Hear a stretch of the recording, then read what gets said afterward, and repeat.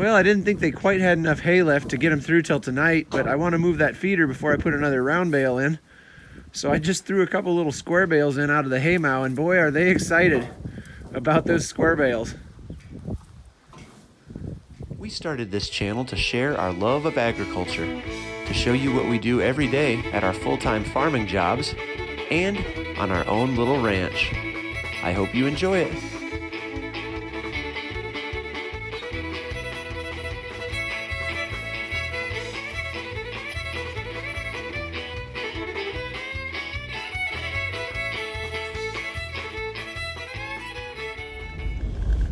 Well, I am running the wife's car to the shop this morning. It's been making a sound, a pretty bad one when it does it.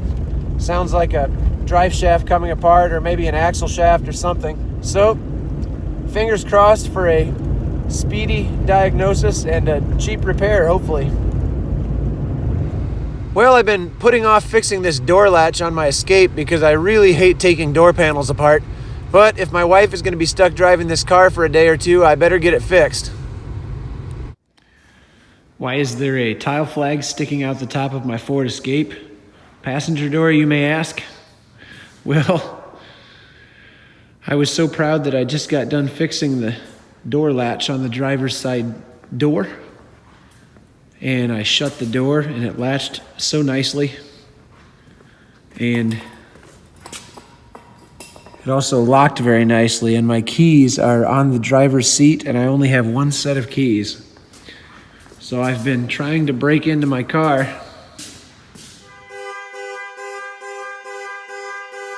I'm on the way to the feed store to pick up some ingredients for some pig feed I need to make today.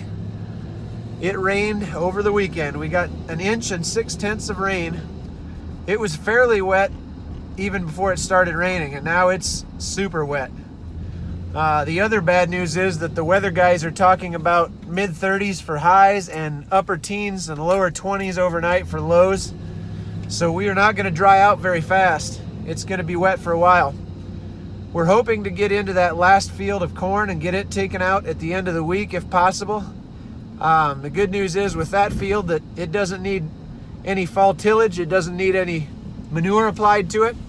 So if we had to go in there and take it out when it was frozen or a little snow on the ground, we could do that. It wouldn't be a big deal.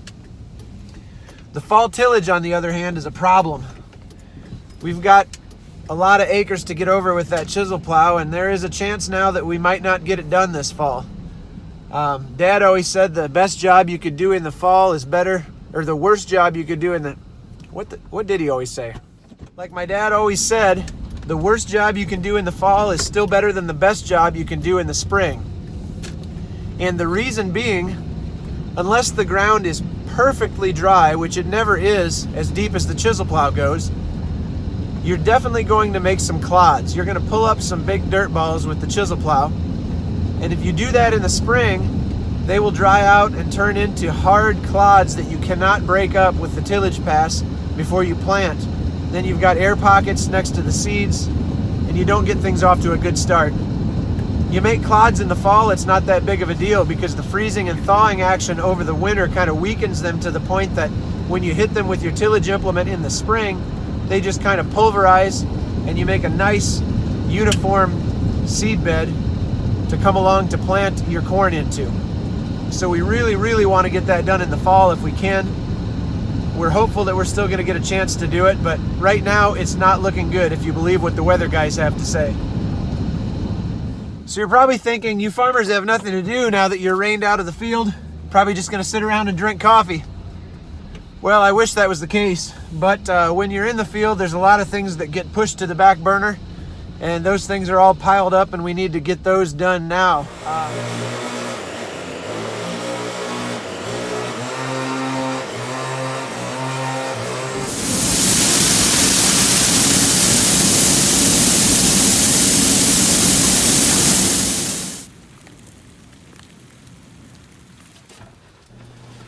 Man, who's the slob that drives this grain cart tractor every day?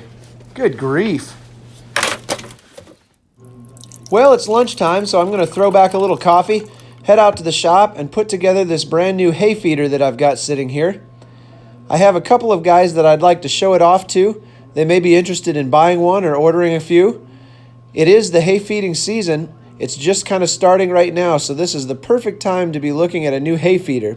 So I'm going to get this thing put together, put it on the back of my truck, and run into town to show it to a few people.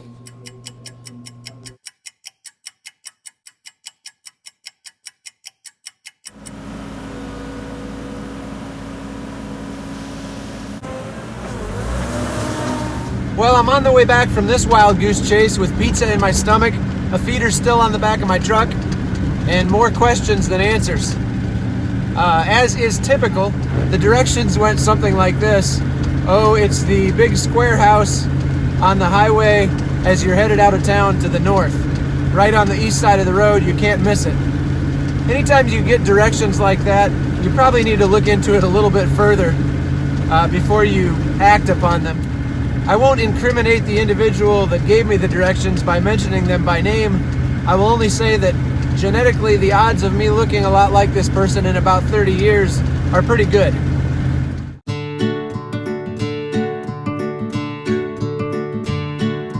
This person's house, I have found out, first of all, they go by a nickname, which is not their real name, which makes it hard to look them up on 411.com.